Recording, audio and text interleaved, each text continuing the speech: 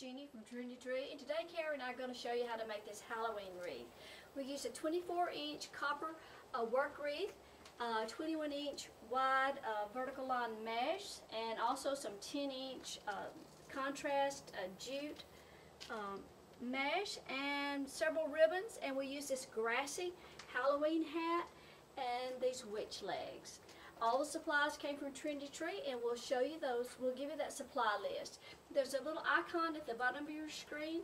Be sure to subscribe to our channel while you're watching, and just stay tuned and we'll show you how to do it.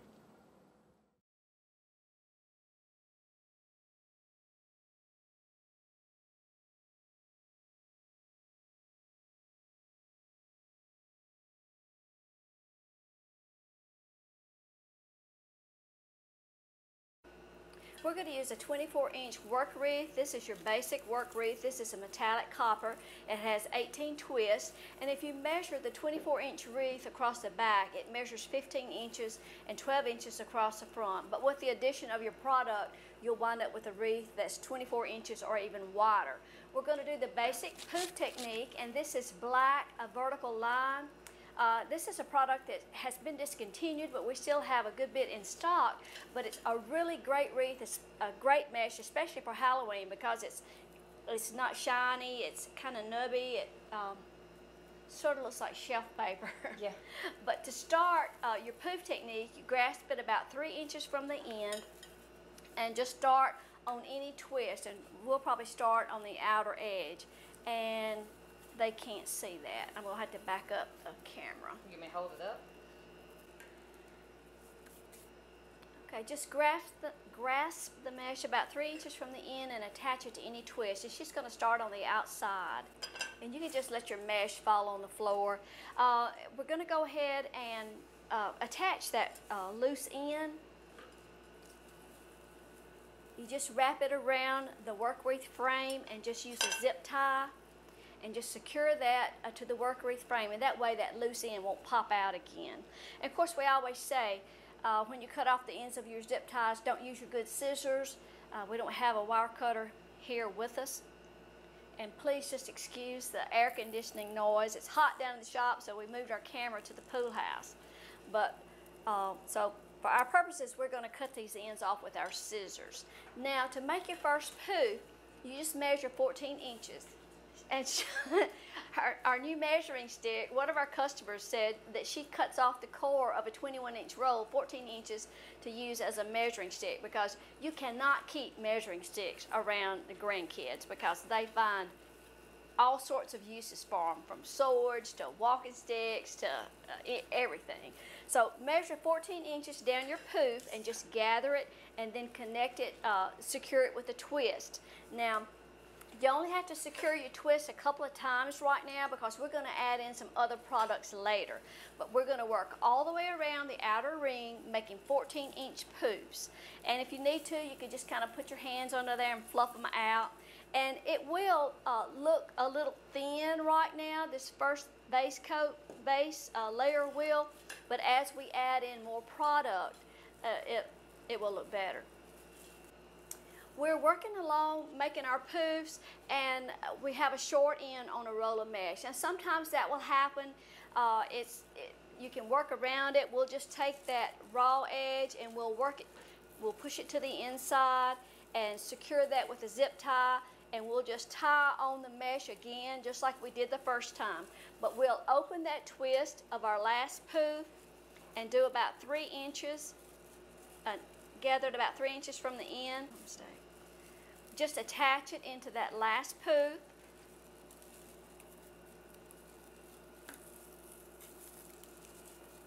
And then we're just going to pick right back up with making our 14-inch poofs. Now we're going to take those raw edges and just tuck them to the inside and secure them with a zip tie so they won't pop out later. Sometimes you'll have that on a roll of mesh. You may roll off 3 or 4 yards and it be cut and start up again. Okay, now we worked our way around back to make the last poof on the outer ring. So she's making the poof, and to attach it, I'm going to hold that up a little bit. Just going to open that first twist where you started and lay that poof down and then re-secure it. Make sure that first poof doesn't pop out. Now we have a poof all the way around the wreath. We haven't cut our mesh or anything, and now we're ready to move up to the inner ring. So what she's going to do is just gather that mesh up snug and come up to the inner ring to the closest twist and just secure that mesh, and that gives a starting point to start around the inner ring. I'm going to continue to make poofs 14 inches and go all the way around the inner ring.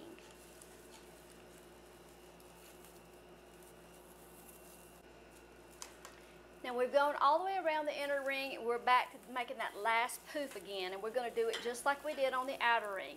Make your poof, open up that twist where you started, lay the poof down, and then secure both twists at the same time. Now we're ready to cut our mesh loose from the roll, and you'll cut it leaving about a tail of 4 or 5 inches. You'll have 2 or 3 yards left over. We've tried working out the math to use up a whole roll of mesh and make the poof a little larger than 4 inches. 14 inches. And it just didn't work out. The poofs were too floppy, too loose and floppy. So we're just going to secure that raw edge that we finished with to the work wreath framing so it won't pop out. And you can always use a work wreath frame the same color as your basic mesh, but we're going to add in some other Halloween colors to this particular wreath, so that's why we chose the copper. It gives a little contrast. Or if you don't want your twist to show, you can always tuck them to the inside. Okay, there's our wreath after we've gone all the way around the inner ring and the outer ring with the poofs. And you can always, you know, sometimes you kind of have to hold it on the wall to see if you need to adjust any of the poofs, make them larger or smaller or anything. So now this wreath is ready to decorate. But let's go ahead and measure it and see how wide it is.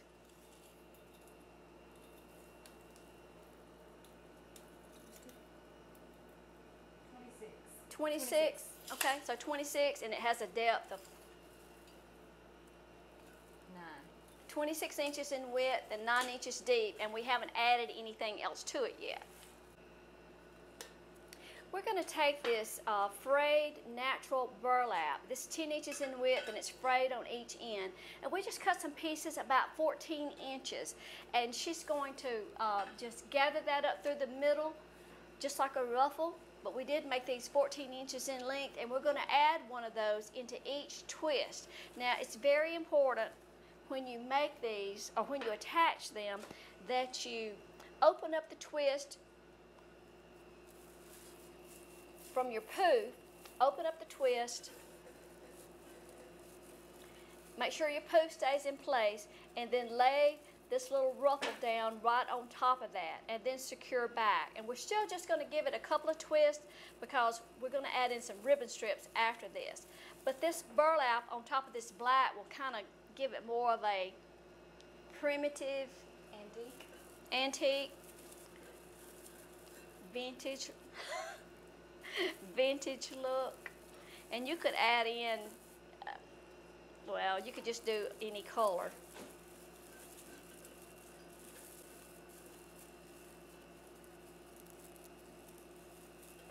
Sure goes a lot quicker when you got two working. And you'll have some strings from this frayed burlap for sure. Of course, it's frayed on the end, so it doesn't really matter. We're kind of going for the stringy look.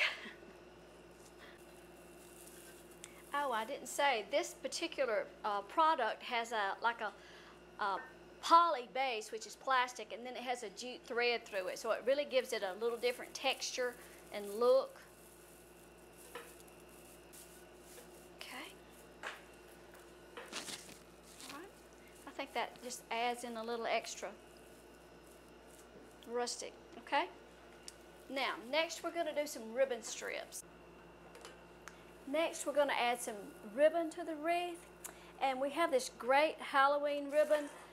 That's burlap. It's a natural with a black harlequin pattern, and then also some plain, I think that's sackcloth, and then that gray. black and orange. It kind of has a primitive look. And we're going to cut some 24-inch strips and just make it sort of a loop. Cut a 24-inch strip. Well, let's cut one, then I can show you. Oh, 24 is 2 blocks. You got it. If you would angle those ends off, we wound up with one pair of scissors. Okay, so we're going to take the plain, the 2.5 inch, and then layer that 1.5 inch on top of that. And we just did an angle cut at the ends. And gather it about 6 inches from the end, and then open a twist. Now it's really important that you open a twist and lay the ribbon strip down and then secure the twist back. Now this will be the last thing. Well, no, it's not. I'm going to put one more layer of ribbon. But give it a couple of turns and then get it about 6 inches from the end again. And it's kind of going to go over to the next twist and just open that up and secure that. Make sure all your other layers stay in place. That would sort of look like that. Of course, you can do ribbon strips any way that you want to, but then we're also going to take the harlequin ribbon and cut a 12-inch strip. Now, I chevron the ends of this. You can chevron it or not, however you want to, but just pinch it in the center. And I'm going to go back and I'm going to open that twist up again, and I'm going to lay that short 12-inch strip down on top of that. And we're going to put one of those in each twist around. Okay? Of course, there's lots of different ways that you can put your ribbon on any way that you want to. You don't have to cut it. You can go in and layer it in, going around. The most important thing, though, is to open the twist, put your ribbon down, and then close your twist. If it's your last layer, you can close your twist now 3 or 4 times. Just grasp your ribbon about 6 inches from the end. Open the twist. Of course, it'll get tangled up with all this frayed edge mesh. You may have to have the scissors to get it open.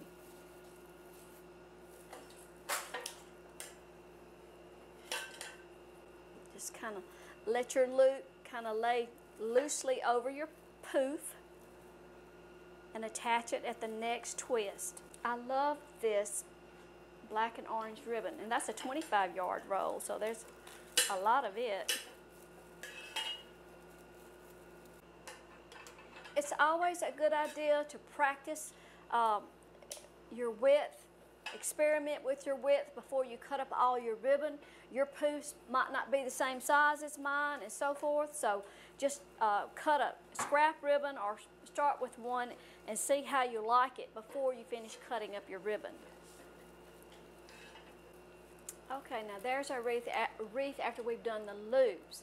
And we decided, I think, to cut the harlequin ribbon 13 inches in length instead of 12.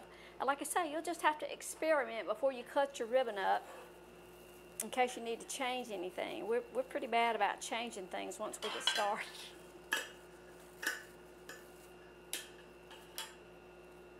I love that ribbon. We've got it in orange and black. Did you cut it again? No. And instead of doing a chevron cut, we just tapered the ends. And we're putting one of these strips in every twist. Just want to make sure you have your ribbons right side up. Of course, we can always fluff the ribbons out when we're done, but that's basic. How's that look? Looks good. Okay. Now, we have 2 or 3 different things that we may decorate this wreath with. We have a grassy witch hat and some witch leg. This is it's made out of cardboard and it is real grass, so it's kind of messy. And the cardboard, of course, it's cardboard, so it bends and whatnot, but you're going to have to bend it to attach it to the wreath anyway. and it will shed some grass. And this is probably something that you'll want to use inside. I would want to hang that outside where a lot of wind or moisture could get to it. So I would use this on the inside. So we got to figure out how we're going to position that hat. Kind of, it's got a buckle on the front. Yeah. Okay, so we'll do something like that, and we'll either take, we could probably use some like fishing line to secure that top, or some floor wire. We're going to probably use a chenille stem, and we may have to just punch a little hole in the cardboard and put a chenille stem through it, and then attach the chenille stem to the work wreath frame, and then pull the top of that hat up a little bit and secure it toward the top also.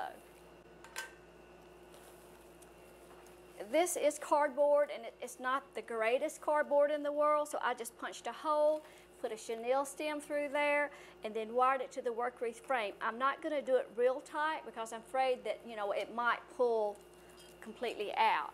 And then we're going to take we're going to take some fishing line and secure the top so that it won't fall forward. You may have to put the wreath on the wall to get your hat positioned just the way that you want it. It is purple on the underneath side, so you want that brim to kind of point down a little bit. But we just used some fishing line and attached it to the work wreath frame. And next we're going to put some witch legs. I like these because the shoes are kind of a burnished gold, tarnished look. So I thought they looked good with the fabrics that we used. They are on a stick, you can't bend them. So we're going to put them on the back side of the work wreath and let them extend down just where you can see the stuff part.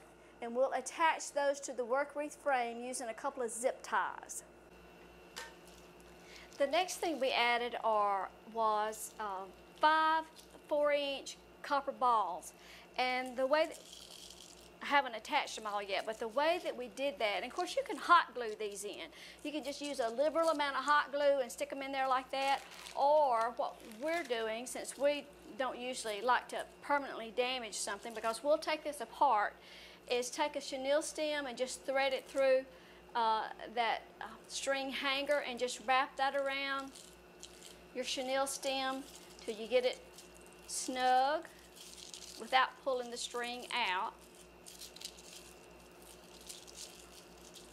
And then you've just made like a pick, and then you just kind of reach down through there with your fingers, or get it down so far where you can reach it from the back and secure it to your work wreath frame with those chenille stems. But just hang your wreath on the wall and figure out where you want to place the balls. Well, there's a wreath after we finished it. I like the way it turned out.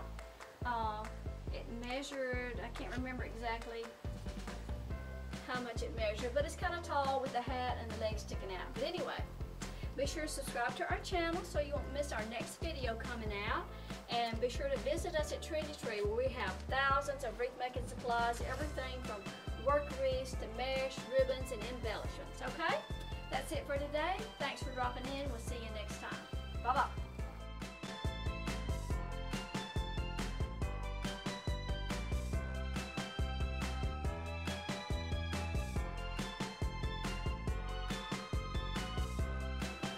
Testing, 1, 2, 3, testing, mic test, mic test. I want you to recite a poem or something.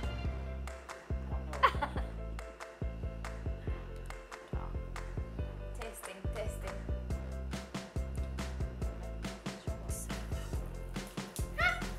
Cut myself. Don't bleed on that ribbon. I did cut myself. Snip the end.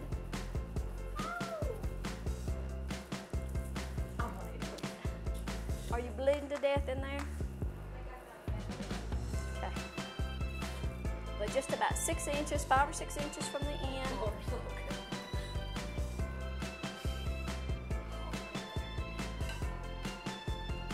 I think those scissors wouldn't cut hot butter. They do. Get work needs calm. Well, ask me me what I did while you were gone. Maggie and Matt, we gave Gypsy a bath. Got ticks off of her.